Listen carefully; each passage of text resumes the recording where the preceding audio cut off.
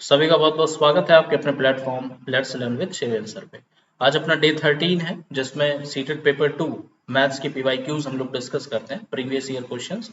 Total 30 questions आपके discuss किए जाते हैं और उन 30 क्वेश्चंस में 10 क्वेश्चन जो है वो अपने मैथ्स पेडागोजी से रहते हैं और 20 क्वेश्चन जो है वो अपने मैथ्स पोर्शन के होते हैं जो कि अपनी प्योर मैथ्स होती है। Up to 8th 9th level हमसे पूछी जाती है।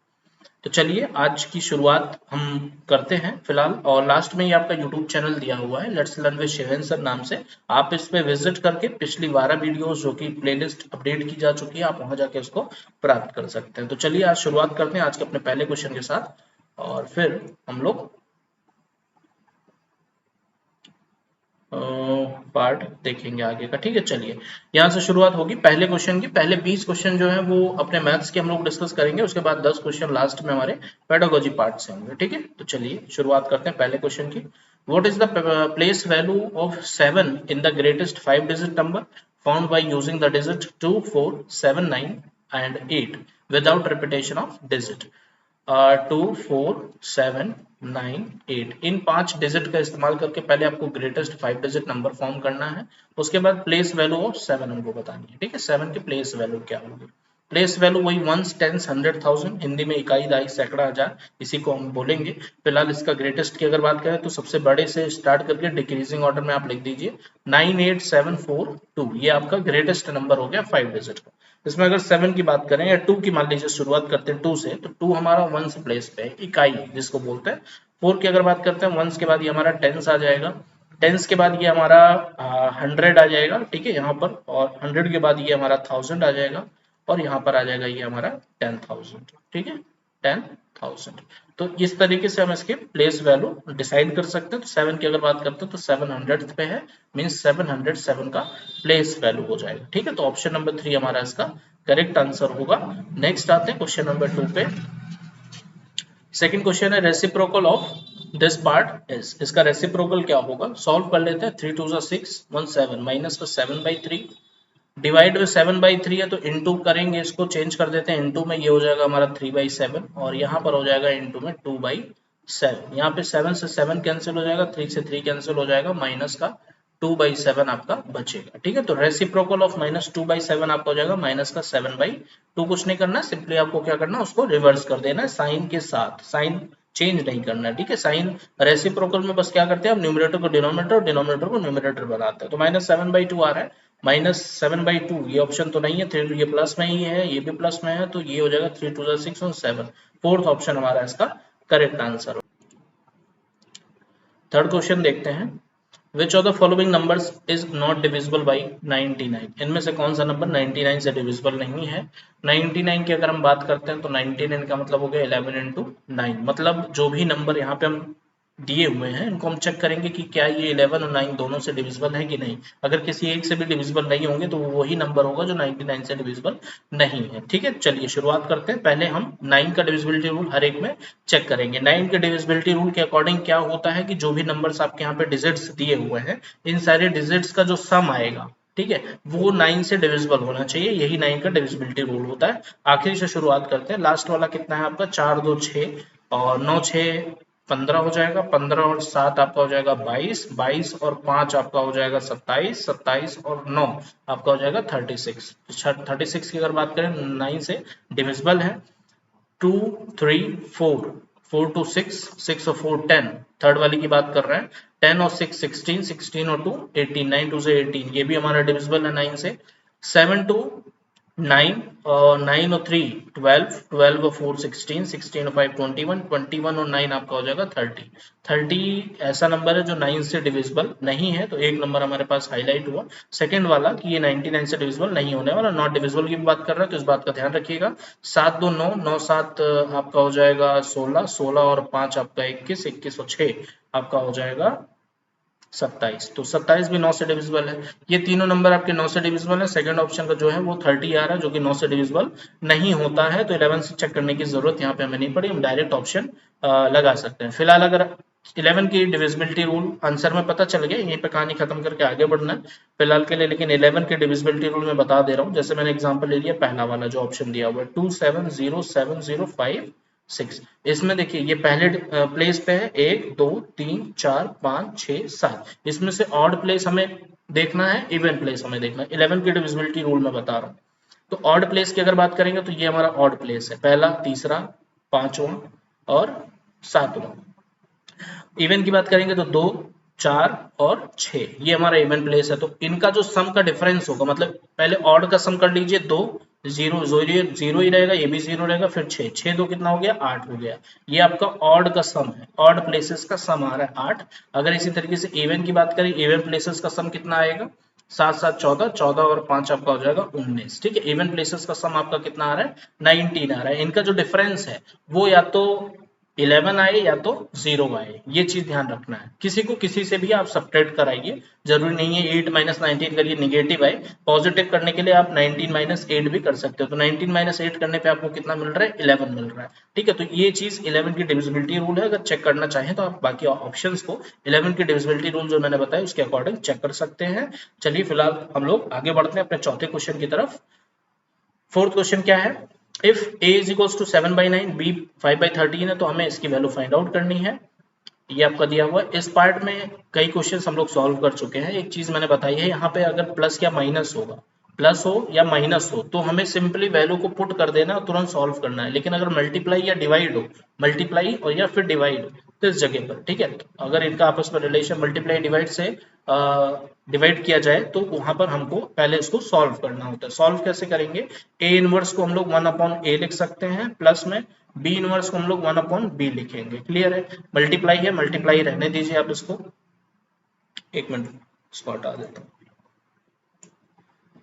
फिर यहाँ पर मल्टीप्लाई लगा हुआ है, a प्लस बी का होल इनवर्स है, तो इसको हम लोग लिख सकते हैं 1 में a प्लस बी। ठीक है, यहाँ पे फॉर्मूला हम लोग लगा रहे हैं a inverse is equals to 1/a वाला। ठीक, अब यहाँ से क्या होगा, एलसीएम आप लेंगे तो ये हो जाएगा ए बी, ऊपर आ जाएगा आपका a प्लस बी, और n2 में यहाँ पर आ जाएगा 1/a प्लस बी। अब यहाँ देखिए मल्टीप्लाई में है ये, और ये सिंपली आपका क्या कट गया और बचा कितना, 1/ab। 1/ab में a और b की वैल्यू रखते ही 1 में 7/9 और इनटू में 5/30 ये आया। इसको सॉल्व करेंगे तो 1 होल अपॉन 7 5 35 और 13 9 आपका होता है 117। ऊपर लेके आएंगे तो 117/35, ऑप्शन नंबर 4 आपका इसका करेक्ट आंसर होगा। क्लियर है, तो सॉल्व करने पर यहाँ पे आपका समय भी बचेगा जब इसको आप सॉल्व कर लेंगे, और आसानी से आप इसका आंसर कम समय में निकाल सकते हैं। अदरवाइज अगर डायरेक्ट यहाँ पे वैल्यू पुट करेंगे, उसको सॉल्व करेंगे, एलसीएम लेंगे, तो आपके लिए काफी लंबा रास्ता साबित हो सकता है। ठीक है, चलिए नेक्स्ट आते हैं क्वेश्चन नंबर 5 पे। By which least number should 196 be multiplied to make it a perfect cube. देखिए जब भी मल्टीप्लाइड या फिर डिवाइड की बात आती है, मल्टीप्लाई या डिवाइड की बात आती है तो हम प्राइम फैक्टराइजेशन करते हैं।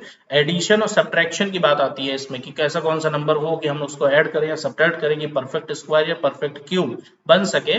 एडिशन सब्ट्रैक्शन की जब बात आती है तो वहां पर हम लोग क्या करते हैं, लॉन्ग डिवीजन मेथड का इस्तेमाल करते हैं। ठीक है, फिलहाल यहाँ मल्टीप्लाइड का है तो मल्टीप्लाइड में क्या कैसे करना है वो चीज आप देख लीजिए।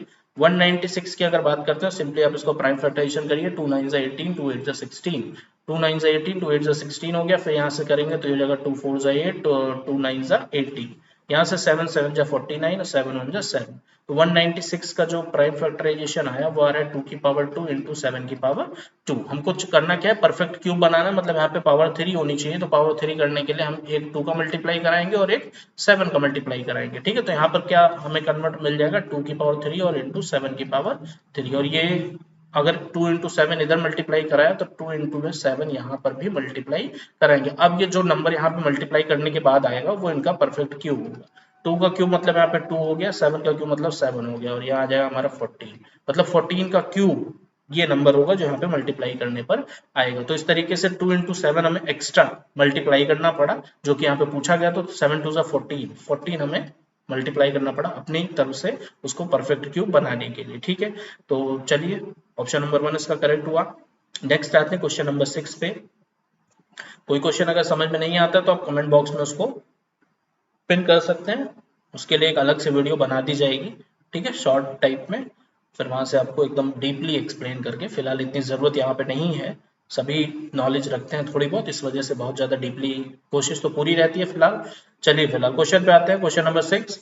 इफ 3x माइनस, ये आपका पूरा बवाल दिया हुआ है, इसको सॉल्व करना है, हमें वैल्यू निकालनी है इसकी, ठीक है। उसके लिए मैं x की वैल्यू निकालनी पड़ेगी, तो आप सिंपली इसको सॉल्व करिए, तो ये हो जाएगा आपका 3x और ये हो जाएगा माइनस का 4x और minus minus plus 10 is equals to में यहाँ पर आपका आ जाएगा 2x प्लस में 3 2 6 माइनस का 8, ये हो गया आपका माइनस का x प्लस का 10 is equals to 2x minus 2 plus 6 minus 8 आपका माइनस 2 हो जाएगा।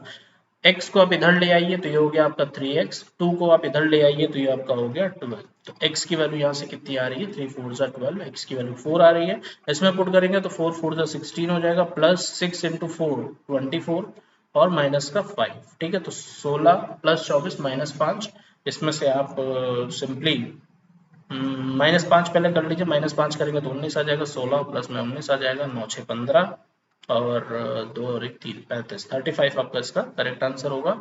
नेक्स्ट आते हैं क्वेश्चन नंबर 7 पे। 7 क्या कह रहा है, a person has a sum of 1350 means 1350 रुपए है, in which he can buy exactly 5 tickets, इसमें वो एग्जैक्टली 5 टिकट प्राप्त कर सकता है, खरीद सकता है for an exhibition, how much more money will he need if he buys 7 ticket. 5 ticket अगर इतने में पड़ रही है, 5 टिकट्स 1350 में, तो एक टिकट का दाम कितना हो गया उसको देख लेते हैं। एक टिकट का दाम हो गया आपका 1350 डिवाइडेड बाई 5, डिवाइड करेंगे 5 2 10 और 3 बचेगा, 5 7 35 0, 270 रुपए की एक टिकट मिल रही है, ठीक है। उसको ये पूछा जा रहा है हाउ मच मोर मनी, ये चीज ध्यान रखिएगा, हाउ मच मोर मनी मतलब उसको एक्स्ट्रा, पहले तो उसके पास इतना है, उसको एक्स्ट्रा कितना मनी रिक्वायर होगा कि वो 7 टिकट खरीद सके, तो 5 के ऊपर उसको एक्स्ट्रा कितना चाहिए, 2 चाहिए, 2 टिकट। तो एक टिकट का दाम अगर 270 है तो 2 टिकट का दाम आपका हो जाएगा 540 रुपीज, ठीक है। 2 से मल्टीप्लाई आप सिंपली करा लेंगे तो यहाँ पे 540 रुपीज आ जाएगा और ऑप्शन नंबर 1 इसका करेक्ट आंसर होगा। नेक्स्ट आते हैं क्वेश्चन नंबर 8 पे। 8 को हमें क्या करना है, सिंपली फैक्टराइज करना है, x की power 4 minus X minus Y की होल पावर 4 दिया है, इसको किसके बराबर आएगा ये चीज देखना है। x की पावर 4 को सिंपली हम एक्स स्क्वायर का होल स्क्वायर लिख सकते हैं, माइनस ठीक उसी तरीके से x माइनस वाई के होल स्क्वायर को उसके होल स्क्वायर में लिख सकते हैं, ठीक है, ऐसा कर सकते हैं। तो यहाँ पे a की वैल्यू हो गई एक्स स्क्वायर, ठीक है, b की वैल्यू हो गई x माइनस वाई का होल स्क्वायर और a square minus B square हम लोग यहाँ पर फॉर्मूला यूज करेंगे, जो कि होता है a प्लस बी और साथ में a माइनस बी। यहाँ से आ जाएगा हमारा एक्स स्क्वायर प्लस में x माइनस वाई का होल स्क्वायर, एक ब्रैकेट में जिसमें हमने एडिशन किया दोनों का, बाकी एक्स स्क्वायर माइनस का एक्स माइनस वाई का होल स्क्वायर सेकेंड ब्रैकेट में, इसको ओपन करेंगे तो यहाँ पर हमारा आएगा एक्स स्क्वायर प्लस में x square a square plus b square plus में वाई स्क्वायर हो जाएगा, माइनस का 2xy हो जाएगा, ठीक है। और दूसरे ब्रैकेट में आपके पास आएगा एक्स स्क्वायर माइनस का एक्स स्क्वायर, क्योंकि यहाँ प्लस में रहेगा प्लस माइनस माइनस हो जाएगा, इसको ओपन करके आप देखिएगा, ये हो जाएगा प्लस का वाई स्क्वायर, लेकिन plus minus minus Y square और माइनस का हो जाएगा तो माइनस माइनस प्लस 2xy,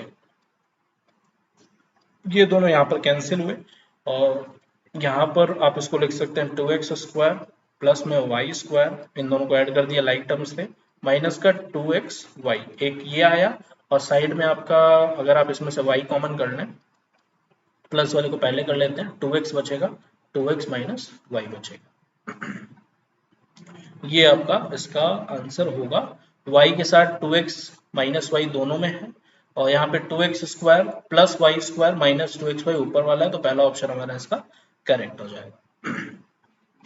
चलिए नेक्स्ट आते हैं, coefficient of Y square in the expression, इसमें भी डायरेक्ट आपको वाई स्क्वायर पार्ट ही देखना है, एक्स का मल्टीप्लाई आप एक्स के साथ कराएंगे एक्स स्क्वायर, जिसकी हमें जरूरत नहीं है, एक्स का वाई के साथ कराएंगे तो एक्स वाई आएगा, वाई स्क्वायर नहीं बनेगा, वाई का वापस से जब इसके साथ कराएंगे तो वाई एक्स बनेगा, वाई का वाई के साथ प्लस का वाई स्क्वायर मिलेगा हमको, ठीक है, तो प्लस का वाई स्क्वायर, और यहाँ से बात करें तो 2y का माइनस वाई के साथ कराएंगे तो प्लस माइनस माइनस का 2y स्क्वायर मिलेगा, इसको सॉल्व करेंगे तो आ जाएगा माइनस का वाई स्क्वायर, और वाई स्क्वायर का कोफिशिएंट कितना हो गया, -1 हो गया, ऑप्शन नंबर 2 इसका करेक्ट आंसर होगा। नेक्स्ट आते हैं क्वेश्चन नंबर 10 पे। 10th अपना क्या कह रहा है, इसको भी सॉल्व करना है, फैक्टराइज ही करना है एक तरीके से। फैक्टराइज करने के लिए आप इसमें क्या कॉमन कर सकते हैं, 2x कॉमन कर लीजिए, 2x, तो यहाँ से बचेगा एक्स स्क्वायर, यहाँ से बचेगा वाई स्क्वायर, और पड़ोस में आप कॉमन कर लीजिए y, फिर यहाँ पे आपका एक्स स्क्वायर और माइनस का ये हमारा वाई स्क्वायर होगा। यहाँ पे क्या करें, ये सही है ना, इतना ठीक है। एक्स स्क्वायर, अब इन दोनों में से ये पार्ट और ये पार्ट, एक मिनट दीजिएगा, लाइट चली गई है, दिख रहा है, ठीक है। इसमें से क्या करेंगे आप, x square minus Y square को कॉमन कर लेंगे, ठीक है, दोनों में से। यहाँ से बचेगा आपके पास 2x, यहाँ से बचेगा आपके पास y। और अभी ये ऊपर वाला पार्ट ही सॉल्व हो रहा है, इस चीज का ध्यान रखिएगा, अभी नीचे वाले पार्ट को मैंने नहीं लिखा है। तो यहाँ से इसको और थोड़ा सॉल्व करेंगे, ए स्क्वायर माइनस बी स्क्वायर लगा करके, तो ये हो जाएगा एक्स माइनस वाई, और यहाँ पर आ जाएगा एक्स प्लस में वाई, और नीचे आ जाएगा आपका 2x प्लस वाई साथ में, और नीचे आपका आ जाएगा यहाँ पर x minus y. X minus y से एक्स माइनस वाई कैंसिल होगा, x प्लस वाई, और साथ में 2x प्लस वाई आपको बचेगा। ऑप्शन नंबर 3 इसका करेक्ट आंसर होगा, ठीक है। 2x cube minus 2xy plus minus, ठीक है, क्लियर है। चलिए नेक्स्ट आते हैं क्वेश्चन नंबर 11 पे। क्या कह रहा है, D is a point on the side AC of a triangle ABC। एक ट्रायंगल बना लेते हैं इधर,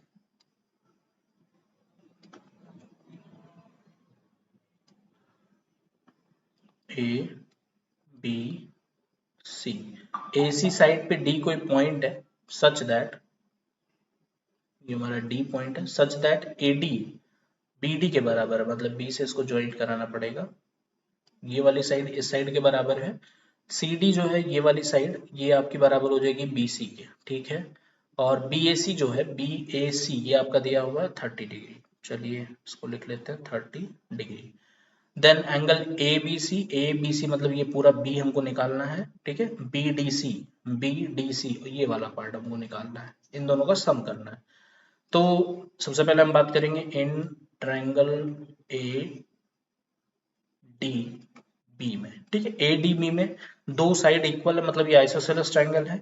इस एंगल के सामने, इस साइड के सामने ये वाला एंगल है, इस साइड के सामने ये वाला एंगल है, तो एंगल इक्वल होंगे, मतलब ये पार्ट कितना हो जाएगा हमारा 30 डिग्री हो जाएगा। तो अगर ये दोनों 30 हो गया, 30 60, तो ये वाला पार्ट कितना हो जाएगा हमारा 120 डिग्री हो जाएगा। एंगल सम प्रॉपर्टी से तीनों एंगल का सम 180 डिग्री, ठीक है। इसको सॉल्व कर सकते हैं आप। अगर ये 120 है तो ये बचा हुआ पार्ट हमारा कितना हो जाएगा, वापस से 60 डिग्री हो जाएगा, क्योंकि ये लीनियर पेयर बना रहे हैं, तो लीनियर पेयर में दोनों का सम 180 होना चाहिए, जो कि सेटिस्फाइड है, ठीक है। अब हमको ये वाला पार्ट भी निकालना, क्योंकि हमें पूरा बी चाहिए। अब यहाँ पर भी देखिए ये पहले ट्रायंगल की बात होगी, अब दूसरे ट्रायंगल में आप आइए BDC में। BDC में आपका ये साइड और ये साइड बराबर है, इसके सामने 60 डिग्री है, तो इस साइड के सामने ये जो एंगल है ये भी आपका कितना हो जाएगा 60 डिग्री हो जाएगा, ठीक है। सारी कहानी खत्म, आपके आंसर आपके पास है। एंगल भी जो है आपका 639 90 डिग्री हो गया, और जो ये D की बात की थी BDC ये आपका हो गया 60 डिग्री, तो 9 6 15 150 डिग्री आपका इसका करेक्ट आंसर होगा, ठीक है। नेक्स्ट आते हैं क्वेश्चन नंबर 12।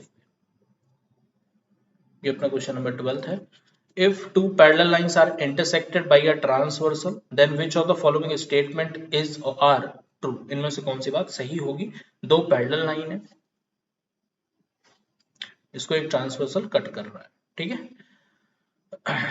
L1 L2 ये आपस में पैरेलल है, और ये आपका ट्रांसवर्सल है। करस्पॉन्डिंग एंगल्स, अब इसमें जो बातें हैं उनमें से कौन सी बातें सही है वो हमें बताना है। Corresponding angles are on opposite side of the transversal. Transversal के अपोजिट साइड में करस्पॉन्डिंग एंगल्स होते हैं, ये बात बिल्कुल गलत है। इसलिए क्योंकि अगर इसकी बात करें इस एंगल की, तो इसका करस्पॉन्डिंग एंगल आपको इसी तरफ मिलेगा, ट्रांसवर्सल के एक ही साइड में मिलेगा, ठीक है। अगर इस वाले एंगल की बात करते हैं तो इसका ट्रांसवर्सल हमारे लिए ये हो जाएगा, तो ये भी आप ध्यान से देख सकते हैं, अपोजिट साइड में नहीं होता, तो पहला ऑप्शन हमारा इसका गलत होगा। Interior angle on the same side of the transversal are supplementary, ये ऑप्शन सही है। इंटीरियर एंगल होते कौन कौन से हैं, ये होते 1 2 3 और ये 4, ये जो बना रखा है ये 4 हमारे इंटीरियर एंगल होते हैं। एक साइड पे जो इंटीरियर एंगल होता है, जैसे इसको A मान लिया, इसको B मान लिया, ठीक है। इस वाले पार्ट को, ये एंगल B हो गया, ये एंगल A हो गया, जो कि सेम साइड पे है, जिसको हम को इंटीरियर एंगल भी बोलते हैं। आप इसको नोट डाउन कर सकते हैं। यहाँ पे उसकी बात की गई है, interior angle on the same side of the transversal, transversal के सेम साइड में सप्लीमेंट्री मतलब इनका जो सम होगा A प्लस B, वो कितना हो जाएगा 180 डिग्री हो जाएगा, और ये बात सत्य है, इस बात का ध्यान रखिएगा। और इसको साथ ही साथ में हम को इंटीरियर एंगल भी बोलते हैं। को इंटीरियर एंगल। ठीक है, तो ऑप्शन नंबर बी हमारा करेक्ट है। Alternate interior angles are on the opposite side of the transversal. एक होता है इंटीरियर, ठीक है, ऑन द सेम साइड, जिसको को इंटीरियर बोलते हैं। एक होता है अल्टरनेट इंटीरियर। एक अल्टरनेट इंटीरियर आपको मिलेगा इधर, ए का अल्टरनेट इंटीरियर आपको इस तरफ मिलेगा, बी का अल्टरनेट इंटीरियर आपको ये वाला पार्ट देगा। ठीक है, तो ये बात भी ठीक है, alternate interior are on the opposite side of the transversal, ये बात भी करेक्ट है। Alternate interior angle are supplementary, ये सप्लीमेंट्री नहीं होते हैं, इक्वल होते हैं लेकिन सप्लीमेंट्री नहीं होते। ये ऑप्शन भी हमारे यहाँ पर गलत हो जाएगा, तो बी और सी हमारा इसका करेक्ट आंसर होगा, ऑप्शन नंबर 2। नेक्स्ट आते हैं क्वेश्चन नंबर 13 पे। The ratio of the three angles of a quadrilateral are 365 and its fourth angle is 80 degree. The difference between the greatest and the smallest angle of the quadrilateral is, difference बताना है। तो चलिए अगर मान लेते हैं हम लोग, let the angle be x, angle be x, तो इसके जो सारे एंगल हैं वो जो दिए हैं रेशियो, वो जाएगा 3x, 6x, 5x और एक तो आपका 80 डिग्री एंगल दिया ही है। इन चारों को सम अगर करते हैं तो ये हमारे पास मिलेगा 3x plus 6x plus 5x plus में 80, ये हमको मिलेगा 180 डिग्री, सॉरी 360 डिग्री। ठीक है, और यहाँ से सॉल्व करेंगे तो ये हो जाएगा 6 5 11, 11 और 3 14x इज इक्वल्स टू में 360 में अगर 80 माइनस करेंगे तो 60 इधर से 20 उधर से 280, 280 डिग्री हमारे पास बचेगा, तो x इज इक्वल्स टू हो जाएगा 20 डिग्री। ठीक है, x की वैल्यू हमारे पास आएगी 20, 1 डिग्री था ही, 80 डिग्री एंगल दिया ही है, अगर यहाँ 20 रखेंगे तो 20 नहीं 60 हो जाएगा, 60 डिग्री और ये 120 डिग्री और यहाँ पर आ जाएगा 5 टू 10 100 डिग्री और ये 80 डिग्री। चार एंगल है, इसमें से सबसे बड़ा 120 है, सबसे छोटा 60 है, इन दोनों का डिफरेंस हमारे पास 60 रहेगा। ठीक है, यही बोला था ना, the difference between the greatest हमारा 120 है एंड द स्मॉलेस्ट जो कि हमारा 60 है, उसका क्या होगा डिफरेंस। ठीक है, तो 60 होगा। अगले पे आते हैं क्वेश्चन नंबर 14 पे। 14 क्या कह रहे हैं भैया, let F V E number of faces vertices edges respectively of a pentagonal pyramid. ठीक है, पेंटागोनल पिरामिड क्या होता है वो भी देख लीजिए, फिर उस पर हम बताते हैं कि इसका फेस कितना होगा, फिर यहाँ पे हम उसको वैल्यू को पुट करके सॉल्व करना है सिंपली। पेंटागोनल पिरामिड आप इस तरीके से समझ सकते हैं, नीचे आपको पेंटागन देखने को मिल रहा है, ठीक है, 5 साइड वाला, और ऊपर एक वर्टेक्स बना करके सारे जो वर्टेक्स हैं उनको ऊपर ले जाके ज्वाइंट कराया गया है। तो यहाँ पर अगर हम बात करते हैं इसके फेसेस की, एजेस की और वर्टिसेस की, तो कितना होगा। फेसेस की अगर बात करें तो इसके राउंड में 5 फेस हो जाएंगे टोटल, एक ये वाला, एक ये सामने वाला, एक ये साइड वाला और एक ये वाला पार्ट, ये जो आप देख रहे हैं, ठीक है, ये वाला 4 और एक इसके बगल 5 और नीचे वाला 6 फेसेस टोटल कितने हो जाएंगे 6। एजेस की बात करें तो एजेस मतलब लाइंस कितनी हो जाएंगी, नीचे 5 है, 1 2 3 4 और ये 5, उसके बाद 6 7 8 9 और एक ये 10, टोटल 10 एज हो गए। वर्टेक्स की अगर बात करें तो 5 वर्टेक्स नीचे 6 ऊपर है, ठीक है, टोटल 6 वर्टेक्स आगे मतलब एक ऊपर है। तो ये हमारे पास इसका ब्योरा है। वैल्यू हमको किसकी निकालनी है यहाँ पे, 4e 2f 3v, 4e plus 2f minus 3v, इसी की वैल्यू में फाइंड आउट करनी है। 4f plus 2f, 4e plus 2f minus 3v, ठीक है, ये हमारा एज है। चलिए, तो 4e की अगर हम बात करते हैं तो ये जाएगा हमारा 40, प्लस में 2f की बात करेंगे तो 6 2 12 माइनस 3v मतलब 6 3 18, तो 40 और 12 आपका हो जाएगा 52, 52 माइनस 18, 12 में 8 आपका 4 आ गया, 4 में 1 3 आ गया, 34 आपका इसका करेक्ट आंसर होगा। ठीक है, ऑप्शन नंबर 2। नेक्स्ट आते हैं क्वेश्चन नंबर 15 पे। In triangle ABC and PQR, angle A angle C सारी चीजें दे रखी हैं, सिंपली बना लेते हैं दोनों ट्रायंगल्स को, उसके बाद कॉन्ग्रुएंसी हमें देखनी है जो कि बहुत ही आसान चीज है और एक क्वेश्चन इसका जरूर रहता है, तो इसको हम समझेंगे। ये हो गया ए बी सी, यहाँ हो गया पी क्यू आर, ठीक है। एंगल ए आपका जो दिया है वो 50 डिग्री है, 50 डिग्री। एंगल सी जो है वो आपका 75 डिग्री है, 75 डिग्री। ए बी की जो लेंथ है वो आपकी 5 सेंटीमीटर है। एंगल क्यू जो दिया है वो आपका 55 डिग्री दिया हुआ है। क्यू आर जो है वो आपका 5 सेंटीमीटर दिया है, ठीक है, और आर जो है वो आपका 50 दिया हुआ है। तो बचा हुआ तीसरा एंगल कितना हो जाएगा, क्योंकि यहाँ सेम नहीं दिया है, यहाँ 75 और 50 है, यहाँ 55 और 50 है, ठीक है, तो इसको भी निकाल लेते हैं और यहाँ पर इसको भी निकाल लेते हैं, ठीक। एंगल बी कितना हो जाएगा, 7 5 12, और ये हमारा 55 हो जाएगा, ठीक है, और ये हमारा कितना हो जाएगा, 50 50 100 105, और ये हो जाएगा हमारा 75 डिग्री, ठीक। अब यहाँ पे देखते हैं कौन किससे कॉन्ग्रुएंसी दिखाना है। एबीसी दो बार दिया हुआ है, पीक्यूआर दिया हुआ है। तो एबीसी की बात अगर हम करते हैं तो एबीसी कैसे आ रहा है, 5 सेंटीमीटर 55 डिग्री और 75 की तरफ। 5 सेंटीमीटर जो कि 50 से शुरू हुआ है, 55 डिग्री 75, मतलब आर क्यू पी। ध्यान से देखिएगा एबीसी कैसे आया है। एबीसी में ए जहां पर 50 डिग्री है, 5 लेंथ है उसकी, 55 डिग्री फिर 75 डिग्री। उसी तरीके से आर 50 डिग्री, 5 सेम है एकदम, 55 और 75, आर क्यू पी। तो एबीसी के साथ आर क्यू पी नहीं दिया हुआ, ठीक है, तो ये दोनों ऑप्शन हमारे यहाँ पे गलत हो जाएंगे। पी क्यू आर की बात करते हैं, पी क्यू आर कैसे लेके आए हैं ये देखिए। पी क्यू आर लाने का तरीका हो गया 75 डिग्री 55 डिग्री फिर 5 सेंटीमीटर, 75 55 5 सेंटीमीटर। तो यहाँ पे होना चाहिए 75 55 5 सेंटीमीटर सी बी ए, और सी बी ए कहाँ दिया हुआ है, लास्ट में दिया, ऑप्शन नंबर 4 हमारा इसका करेक्ट आंसर होगा। इसको मैच कराना सीख लीजिए, बहुत आसानी से हमें एक नंबर फ्री का यहाँ पे मिल जाता है।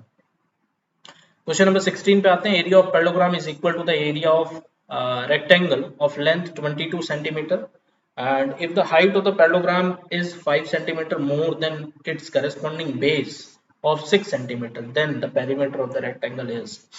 अच्छा क्वेश्चन है, थोड़ा घुमाने की कोशिश की है लेकिन कोई बात नहीं। पैरेललोग्राम दिया हुआ है, पैरेललोग्राम में अगर हमारे पास बेस और हाइट की बात की जा रही है तो एरिया जो होता है पैरेललोग्राम का, बेस हाइट को लेकर के, एरिया ऑफ पैरेललोग्राम वो होता है बेस इंटू में हाइट, ठीक है। बाकी रेक्टेंगल के एरिया लेंथ इंटू ब्रेथ सभी को पता है, लेंथ हमारे पास दिया है, ब्रेथ हमें निकालना पड़ेगा, और उसके बाद तभी हम उसका पेरीमीटर फाइंड आउट कर सकते हैं, और वो हमें देगा कौन, एरिया ऑफ पैरेललोग्राम देगा। अब यहाँ पे height of parallelogram is 5 more than बोल रखा है, बेस यहाँ पर दे रखा है बी की वैल्यू 6, हाइट हमें दे रखा है 6 में 5 ज्यादा, यही तो बोल रखा है ना कि जो उसका बेस है 6 सेंटीमीटर, उसमें 5 ज्यादा उसकी जो है वो हाइट है, तो 6 5 11 हो जाएगा हाइट। एरिया की अगर हम बात करते हैं तो एरिया कितना निकल आएगा पैरेललोग्राम का, बेस इंटू हाइट मतलब 66, और यूनिट सारी की सेम है, सेंटीमीटर स्क्वायर। अब इसका जो एरिया दिया हुआ पैरेललोग्राम का वो किसके एरिया के बराबर है, रेक्टेंगल के। तो रेक्टेंगल का एरिया होता है लेंथ इंटू ब्रेथ, वो किसके बराबर हो जाएगा, इसके एरिया की, जो कि 66 है। लेंथ आपका 22 दिया हुआ है, तो b is equal to 66 upon में 22 आ जाएगा। यहाँ से आ जाएगा 3 टाइम्स b जो आ रहा है, b is equal to 3 centimetre, ये आ रहा है, ठीक है। ब्रेथ हमारे पास 3 सेंटीमीटर हो गया। पेरीमीटर की बात कर रहे हैं तो पेरीमीटर जो होता है वो 2 टाइम्स l प्लस b होता है, ठीक है।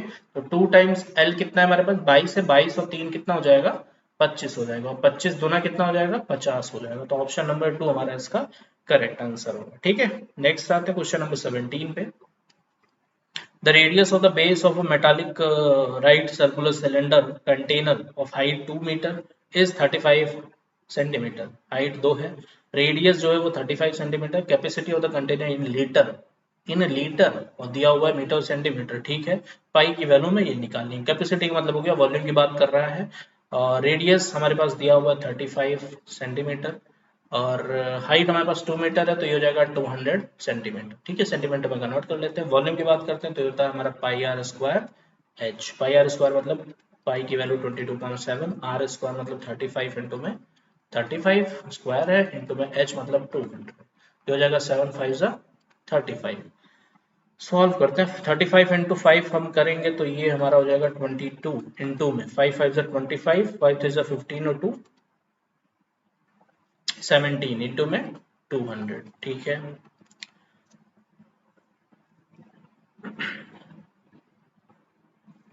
ट्वेंटी टू का इसके मल्टीप्लाई कराते हैं, 22 2 से कितना हो जाएगा 44, और ये हो जाएगा 00 इंटू में 175, और 44 का 175 का मल्टीप्लिकेशन साइड में देख लेते हैं, 175 और 44, ये हो जाएगा 5 20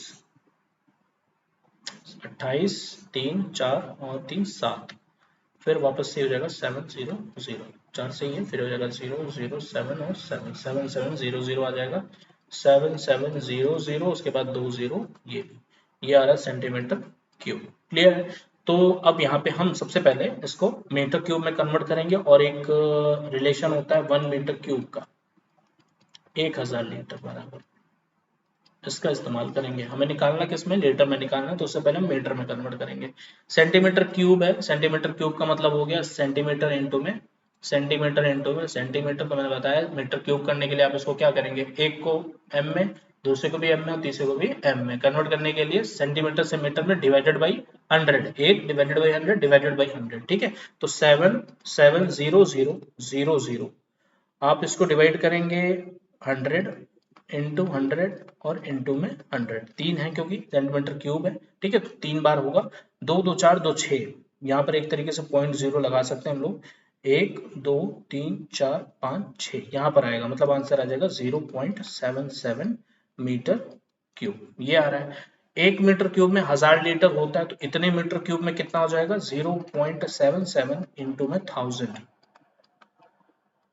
लीटर, ठीक है।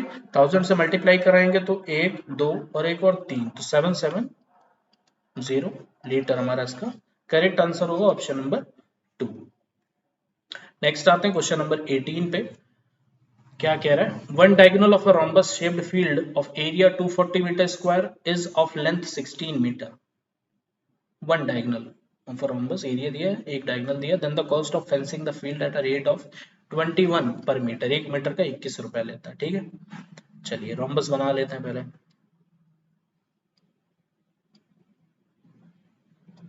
ये रोम्बस हो गया, ए बी, लग रहा है पल्लू काम लग रहा है, रोम्बस है, सारी साइड बराबर है, ध्यान रखिएगा। एक डायगोनल की लेंथ हमारे पास दी है 16, ठीक है, दूसरे की हमें निकालनी है, वो भी देख लेते हैं अभी। एरिया दिया हुआ है 240, तो दूसरा डायगोनल आ जाएगा, मान लीजिए AC आपका दिया हुआ है, ये AC लेंथ है, ठीक है, BD हमें निकालना है।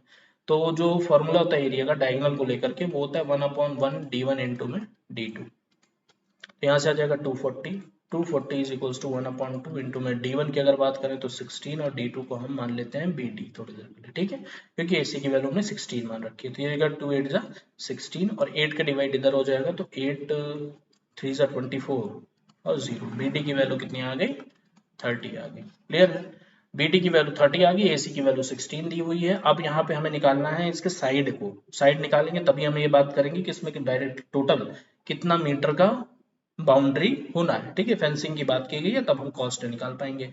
तो यहाँ पर क्या होता है, जो दोनों डायगोनल्स होते हैं वो 90 डिग्री पे कट करते हैं, सभी को पता है, अगर इसको O मानते हैं, इक्वल भी रहते हैं और 90 डिग्री पे कट भी करते हैं, तो इस बात का भी ध्यान रखने का, ये इसके बराबर होगा और ये वाला इसके बराबर होगा।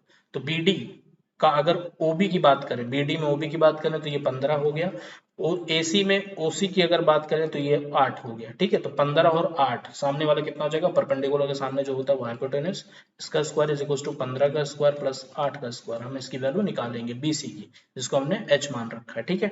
तो H square is equal to कितना हो जाएगा, 15 का होता है हमारा 225, और ये हो जाएगा 64, ये कितना हो जाएगा, 5 4 9 6 2 8 और 289 हमारा H स्क्वायर है, तो H इज इक्वल टू हो जाएगा 17, ठीक है, 17 का स्क्वायर होता है। तो हाँ, जो इसकी लेंथ है, एक साइड है वो 17 है, तो सारी 17 हो जाएगी, 17 34 फिर 51 और 51 के बाद 68, टोटल जो इसमें पेरीमीटर की बात करेंगे तो 17 17 4 टाइम्स ऐड करने के बाद 68 आएगा, और 1 मीटर का, ये मीटर में ही निकला ना हमारा, हाँ ठीक है, 1 मीटर का 21 रुपए ले रहा, तो 68 मीटर का इसी में 21 का मल्टीप्लाई करा दें, ठीक है। 8 1 जा 8 हो जाएगा, 6 1 जा 6 हो जाएगा, और यहाँ पर हो जाएगा 8 2 जा 16 और 6 2 जा 12 1 30, आंसर आ जाएगा 8 6 6 12 और 3 1 4 14 28, ऑप्शन नंबर 1। नेक्स्ट आते हैं क्वेश्चन नंबर 19 पे। जो जो चीजें की हैं ध्यान रखिएगा, तो इसमें बहुत ज्यादा कलाकारी वाली बात नहीं थी। The mean of the median and mode of the observations, observation को पहले इंक्रीजिंग ऑर्डर में लिख लीजिए, कितने हैं टोटल, 1 2 3 4 5 6 7, 7 है। सबसे छोटा जो नंबर है वो आपको 45 देखने को मिल रहा है, 45 के बाद आप 50 पे आ सकते हैं, 50 के बाद आप 58 पे आइए, 58 के बाद आप 68 पे आइए, 68 के बाद आप 94 पे आइए, 94 के बाद 96 आपका 2 टाइम्स है, 1 2 3 4 5 6 7, ठीक है। मीडियन की अगर बात करते हैं तो ऑड, टोटल ऑब्जर्वेशन जो है वो ऑड है, और कितना है ऑब्जर्वेशन टोटल? ऑब्जर्वेशन टोटल है 7, तो जो मीडियन निकलेगा वो कितना हो जाएगा? 7 + 1 by 2th observation, 2th observation increasing order में, तो ये हो जाएगा 4th ऑब्जर्वेशन, 4th ऑब्जर्वेशन इसका मीडियन हो गया, 1 2 3 4, मीडियन कितना हो जाएगा यहाँ से? 68, क्लियर है। मोड की बात करते हैं तो मोड यहाँ पे 2 टाइम्स 96, ये जो रिपीट हो रहा है तो मोड कितना हो जाएगा इसका? 96। अब इन दोनों का मीन निकालना है, इन दोनों का मीन मतलब दोनों का सम डिवाइडेड बाई 2, 68 प्लस में 96 डिवाइडेड बाई 2, 8 6 14, 9 6 15 1 16 डिवाइडेड बाई 2, 2 8 16, 2 2 4, 82 हमारा इसका करेक्ट आंसर हो। नेक्स्ट आते हैं क्वेश्चन नंबर 20 और मैथ्स पोर्शन का आखिरी क्वेश्चन, इसके बाद हमारा पेडागोजी पार्ट शुरू होगा, ठीक है। नंबर्स दिए आपके 23 24 25 up to 49 are written on numbers card, one number on one card. If a card is selected at random from these cards, then the probability of getting a prime number, getting a prime, not prime होता तो 1 minus वाला something वही करते जो अब तक करते आए हैं, ठीक है। प्राइम की बात कर रहे हैं तो प्राइम ढूंढ लेते हैं, 23 पहला प्राइम है हमारा, ठीक है। 24 25 26 27 28 29, 29 के बाद आपका आ जाएगा 31, 31 के बाद आप आइए 32 33 34 35 36 37 38 39 40 41 42 43 44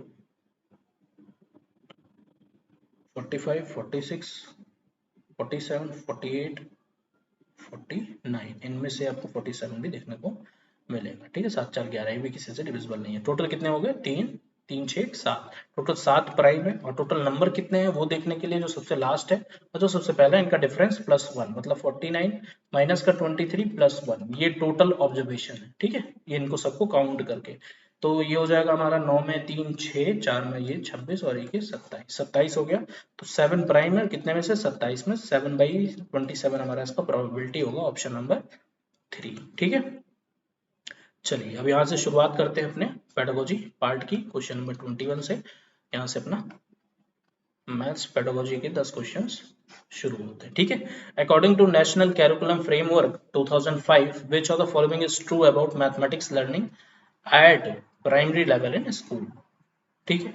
children learn important mathematics and pose meaningful mathematical problems, ठीक है ये भी अभी के लिए। सम चिल्ड्रन आर, हिंदी में अगर बात करें तो बच्चे महत्वपूर्ण गणित सीखें और अर्थपूर्ण गणितीय समस्याएं प्रस्तुत करें।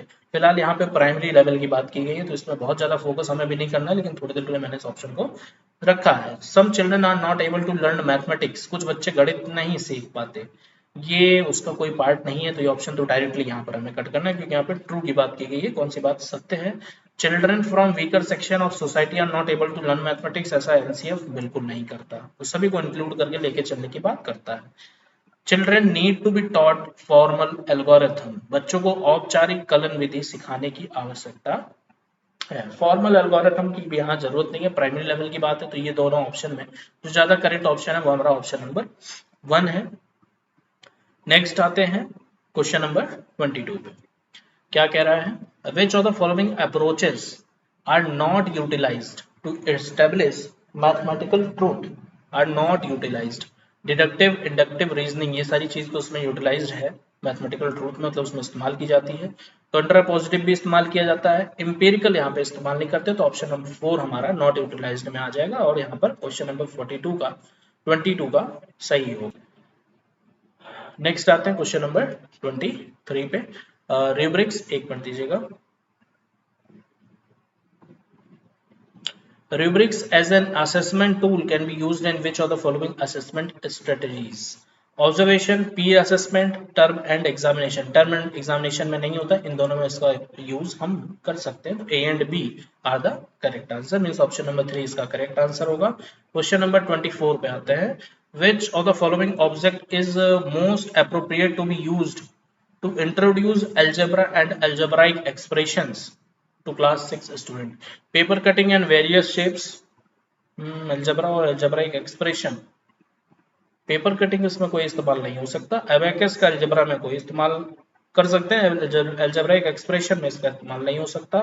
अलजेब्रा कहने का मतलब आप उसमें एडिशन तो सिखा सकते हैं, एडिशन, मल्टीप्लिकेशन, सब्ट्रैक्शन, इन सब चीज़ों को सिखाया जा सकता है, लेकिन एक्सप्रेशन की बात हम यहाँ पे नहीं कर सकते, और यहाँ पे दोनों की चीज़ें पूछी गई हैं। Chart paper displaying example of algebraic expressions, chart paper ये भी उसी पहले वाले ऑप्शन की तरह है, गलत होगा। लास्ट ऑप्शन बच रहा है match stick forming pattern in numbers, letters and words. यहाँ पे नंबर, लेटर, वर्ड सारी चीजें आएंगी, मतलब यहाँ पे एक्सप्रेशन का भी यूज हम कर सकते हैं। ऑप्शन नंबर 4 इसका करेक्ट आंसर होगा। नेक्स्ट आते हैं क्वेश्चन नंबर 25 पे।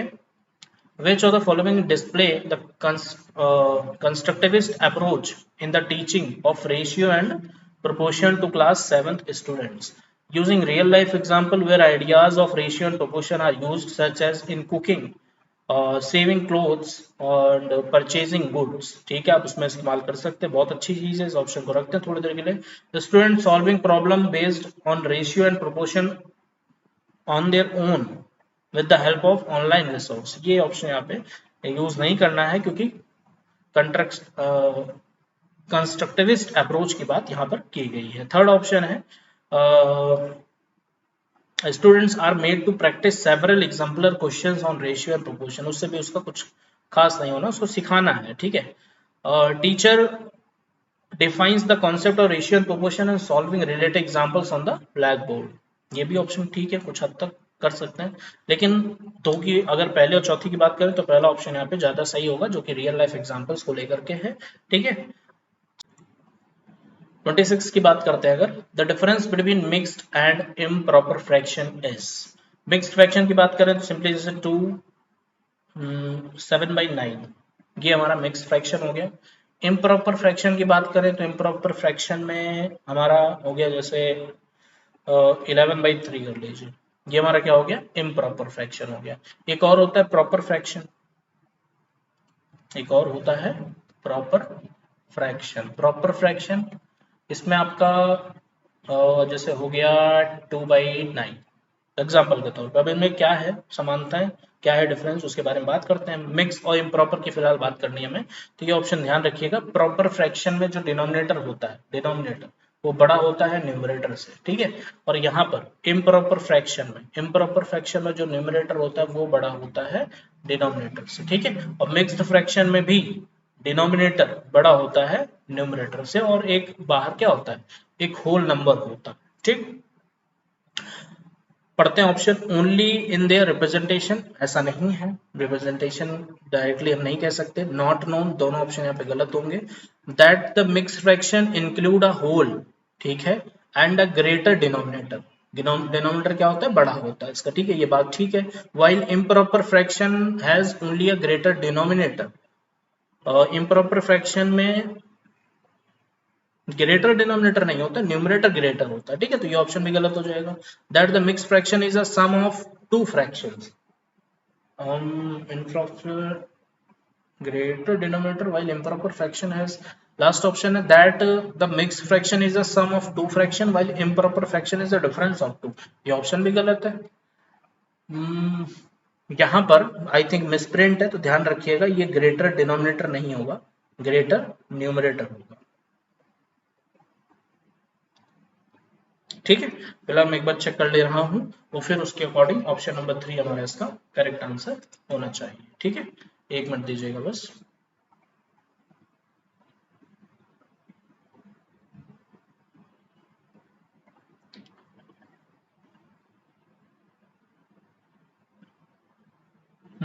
ठीक है, यहाँ पर ग्रेटर न्यूमरेटर ही है। ठीक है, डिनोमिनेटर नहीं होगा। ठीक, ग्रेटर न्यूमरेटर, और ऑप्शन नंबर 3 हमारा इसका करेक्ट आंसर हो जाएगा। तो इसको थोड़ा सा आप सही कर लीजिएगा, यहाँ पे प्रिंटिंग मिस्टेक हुई है इस पेपर में। ठीक है, ऑप्शन नंबर 3 हमारा इसका करेक्ट होगा, लेकिन डिनोमिनेटर को लेकर के नहीं, न्यूमरेटर को लेकर के। और जैसे सारी चीजें मैंने ऊपर समझा रखी हैं, तो आप इसको भी ध्यान में रख सकते हैं। नेक्स्ट आता है क्वेश्चन नंबर 27 में। The transition from arithmetic to algebra occurs at upper primary stage. This transition can be made easier for the children in terms of mathematics learning by regular test and assessment। ये कोई process transition मतलब एक तरीके से सही process नहीं है। Focusing on memorisation बिल्कुल नहीं कराना है। Solving mathematical problem based on daily life, बिल्कुल सही बात है ये। Solving problem from a variety of text book से प्रॉब्लम सॉल्व कराना उसका सही तरीका नहीं है, तो थर्ड ऑप्शन हमारा इसका करेक्ट आंसर होगा। नेक्स्ट आते हैं क्वेश्चन नंबर 28 पे। While teaching perimeter of a rectangle, Mr. Chandar has given a question. Find the perimeter of a rectangle that measure 5 unit by 7 unit. The intention of the teacher is to assess problem solving skill, divergent thinking. Divergent कैसे हो सकता है, एक होता है converge, एक होता है डाइवर्ज करना, ठीक है। तो यहाँ पे तो एक ऐसा नहीं है कि कई आंसर या कई तरीके के आंसर्स यहाँ बहुत ज्यादा पॉसिबल है, तो ऐसा डाइवर्जेंट थिंकिंग तो नहीं है, एनालिटिकल बिल्कुल नहीं है, रिकॉल एंड रिप्रोडक्शन भी नहीं है, सिंपली प्रॉब्लम सॉल्विंग स्किल है। तो यहाँ पे बच्चा 2l+b लगा करके सिंपली इसको सॉल्व करेगा पेरीमीटर निकालने के लिए, जहाँ पर एक को लेंथ को 7 और ब्रेथ को 5 लेगा, ठीक है। तो सिंपली प्रॉब्लम सॉल्विंग स्किल में आएगा 28 में। नेक्स्ट आते question number 29। The least effective, ध्यान रखिएगा, least effective strategy adopted by a teacher to help a child in overcoming misconceptions in mathematics. Least effective strategy. Demonstrating varied examples in different context, ये तो least effective नहीं हुआ. Providing similar questions for practice till the child solve them correctly, ये हो सकता है least में कुछ. By observing child's work and interacting with him or her to understand better, ये ऑप्शन भी हमारा नहीं होगा, तो पहला और तीसरा तो इसमें लीस्ट इफेक्टिव में नहीं आने वाला। By organising classroom discussion on various error and misconception, ये भी हमारा नहीं होगा, तो ऑप्शन नंबर 2 हमारा इसका करेक्ट आंसर हो जाएगा, ठीक है। लीस्ट इफेक्टिव की बात की है। लास्ट और क्वेश्चन नंबर 30 पेडागोजी पार्ट का आखिरी 10वां क्वेश्चन देखते हैं। Which of the following is most appropriate for mathematics learning beyond the text books and as a part of everyday life. Most appropriate, it hinder the development of mathematical concept of children in a classroom, गलत option होगा ये। Hinder का मतलब एक तरीके से बाधा डालना। it is not a necessary part of mathematical discourse in the classroom as it leads to misconceptions, ये ऑप्शन भी गलत होगा। it enrich the children's perceptions of mathematics, कह सकते हैं it hinder the development of problem solving, ये भी नहीं होगा ऑप्शन। रुकावट मतलब नेगेटिव पार्ट यहाँ पे मोस्ट अप्रोप्रिएट बोला गया है टेक्स्ट बुक को लेकर के मैथमेटिक्स के, ठीक है। तो उसको लेकर के इट एनरिच मतलब एक तरीके से प्रोत्साहित करना है, बढ़ावा देना children's perceptions of mathematics. Option number 3 हमारा इसका करेक्ट आंसर होगा, ठीक है। तो इसके साथ अपना 30 क्वेश्चंस का जो डे 13 का सीरीज था अपना वो खत्म हुआ। चलिए, पूरे वीडियो लेक्चर को देखने के लिए बहुत बहुत धन्यवाद सभी का, और अगर वीडियो पसंद आई हो तो उसको लाइक शेयर और साथ ही साथ अगर सब्सक्राइब नहीं किया अभी तो सब्सक्राइब भी करें। बाकी जल्द मिलते हैं हम लोग अपने डे 14 के साथ, तब तक के लिए बहुत बहुत धन्यवाद।